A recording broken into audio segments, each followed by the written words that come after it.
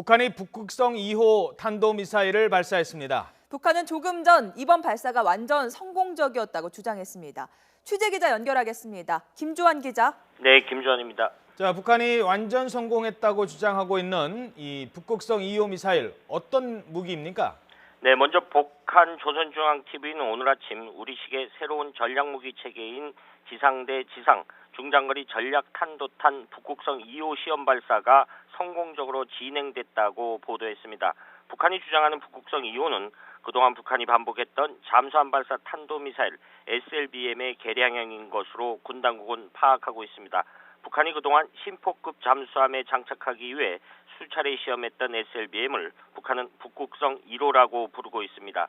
사실 북한의 SLBM에 사용하는 엔진과 북한이 지난해 7차례나 실패했던 무스탄 미사일의 엔진은 R-27 등 구소련의 중거리 SLBM을 토대로 만든 것들입니다. 차이점은 북한이 그동안 무스탄 미사일의 경우 액체 연료를 사용했고 SLBM은 고체 연료를 사용했다는 점입니다.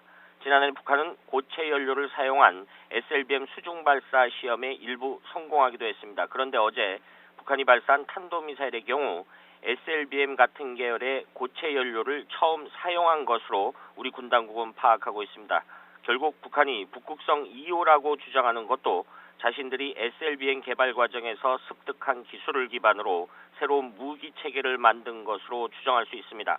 우리 군 당국은 북한이 고체 연료를 처음 사용한 부분에 주목하고 있습니다. 고체 연료는 추력이 액체 연료보다 낮지만 연료 주입 시간이 필요 없고 연료 장착 후 장기간 보관이 가능하다는 점입니다. 북한 주장처럼 고체 연료를 사용하면 미사일을 이동식 발사대에 탑재해 임의의 시각, 임의의 장소에서 즉각 발사가 가능합니다. 그만큼 우리 군으로서는 북한의 미사일 발사 징후를 사전에 포착하기가 어려워지는 것입니다. 북한이 이번에 새로운 무기 체계를 개발한 것이 사실로 드러날 경우 동북아의 또 다른 안보 위협으로 작용할 것으로 예상됩니다. 지금까지 YTN 김주환이었습니다.